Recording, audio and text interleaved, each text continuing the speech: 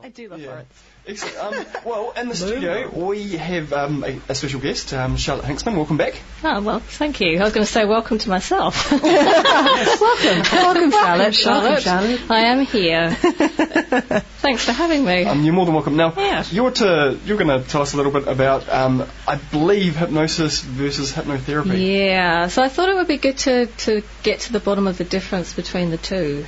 Okay. Do you know the difference between the two? One is just for laughs, basically. Yeah, because Rob, what do you do on stage?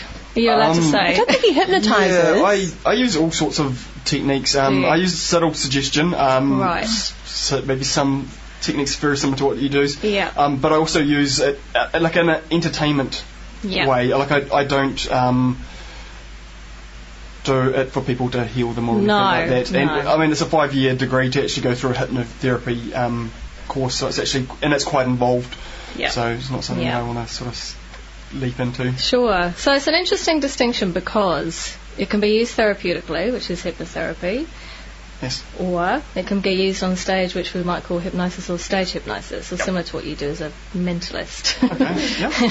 So it's interesting because a lot of clients come, and when you start talking about the possibility of doing some hypnosis, they get a little bit freaked out because they think you're going to make them buck like a chicken every quack time. like a duck, yes. Yes. And you're like, well, I don't know how that would actually help you, so I probably won't do that. But it's a misconception, and it's because of how stage hypnotism got really popular, and people just think that's the only, the kind of intention of doing it would be to make somebody do something they don't want to do, Definitely. or manipulation. Yeah, well, which there was a famous stage hypnotist named Emily.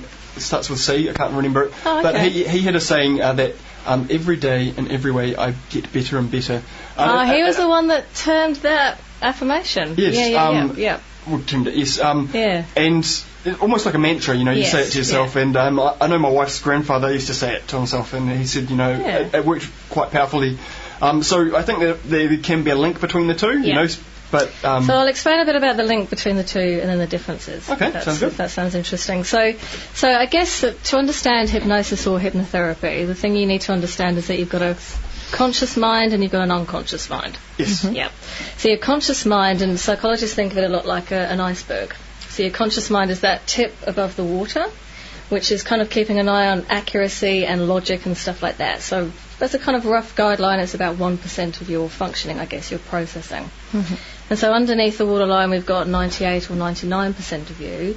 And this is where kind of everything is. So this is where your beliefs are, your behaviours, your motivation, how motivated you are to do certain things, your values, your emotional self, and everything seems to come from there.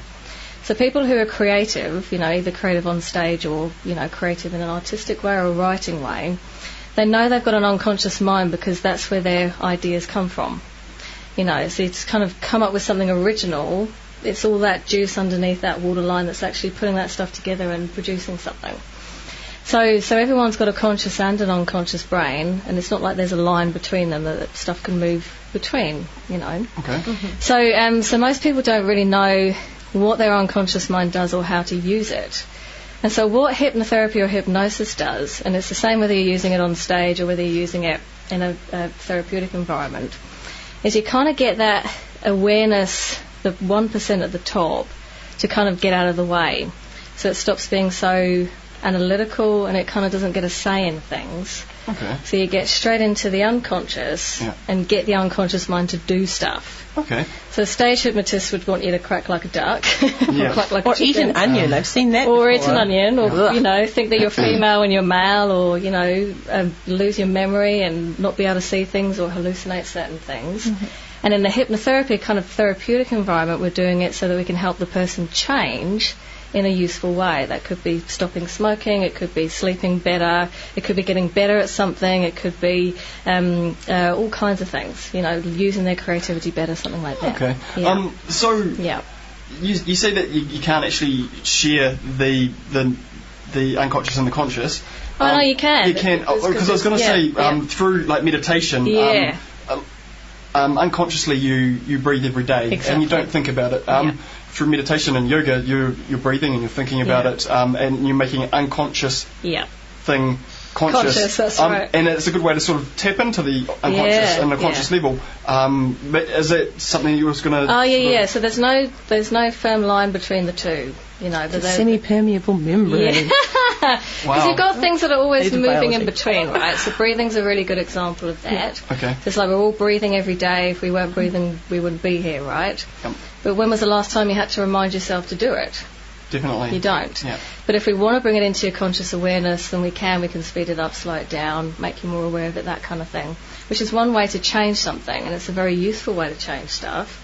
But you can also bypass the conscious mind and get straight into the unconscious. Okay. Yeah. So with a stage hypnotist, they're very, very good at selecting people who are very suggestible and are very good. You go through an elimination process, don't you? Yeah. Yeah, so they do all these kind of suggestibility tests, and then they choose the best 20% of those people. So they're looking for people that are good at going into a hypnotic state. Mm-hmm. Yeah, or suggestible, as some... We would call it suggestible, Now, there's a lot of misconceptions about you have to be dumb to be hypnotised and everything like that, but it's actually a skill that to have to go onto, isn't it? Yeah, it's like anything else. It's a skill that you can learn, and some people are much better at it very quickly. You know, they can go into trance state very quickly. I personally, some people learn. Yeah, I personally find that people that have like a really creative mind or actually quite intellectual are able to be hypnotised quite quickly. Yeah, and it's really interesting because you'd kind of think they wouldn't be because they've got a very strong conscious mind because it's always thinking and very analytical. Sure.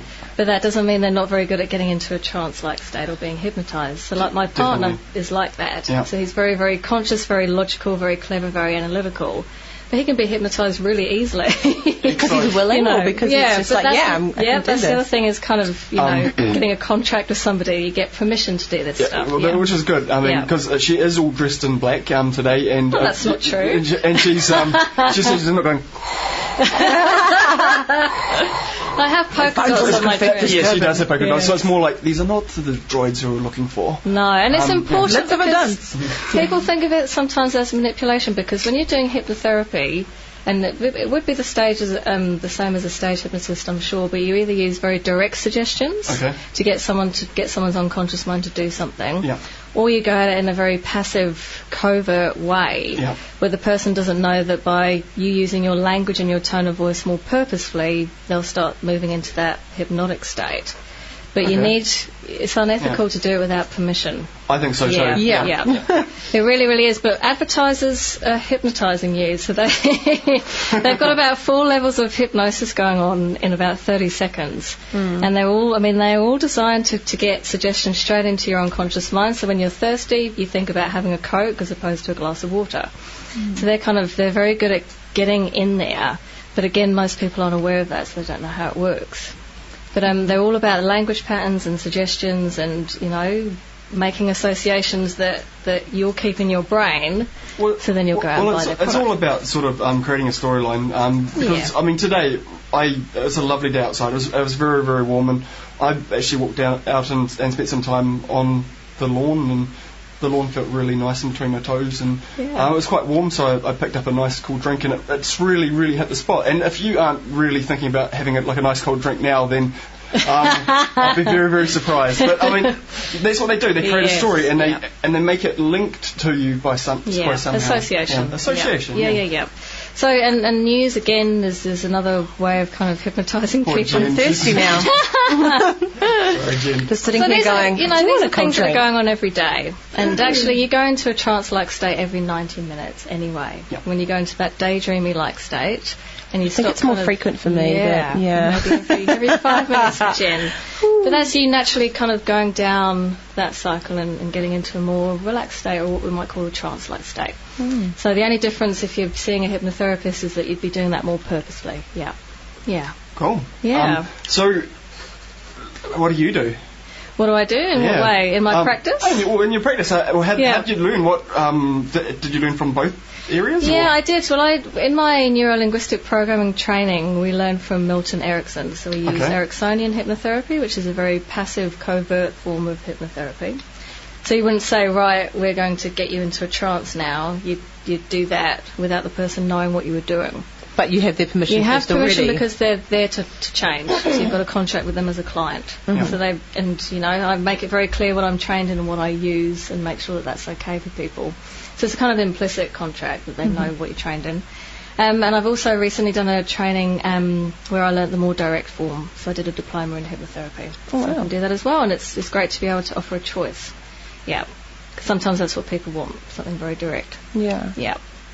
Awesome. Yeah, so it's there you go. I hope that clears up some misconceptions out there. No, that's awesome. Fascinating. That was awesome to have you in here. And I'm just wanting to say that I'm not a stage hypnotist, so I don't know how to make people crack like ducks, although I'm sure I could if I wanted to, but as it stands, there's no benefit, and you seem like quite a genuine person and wanting to help people. Exactly. And that's actually part of your practice. Absolutely, yeah.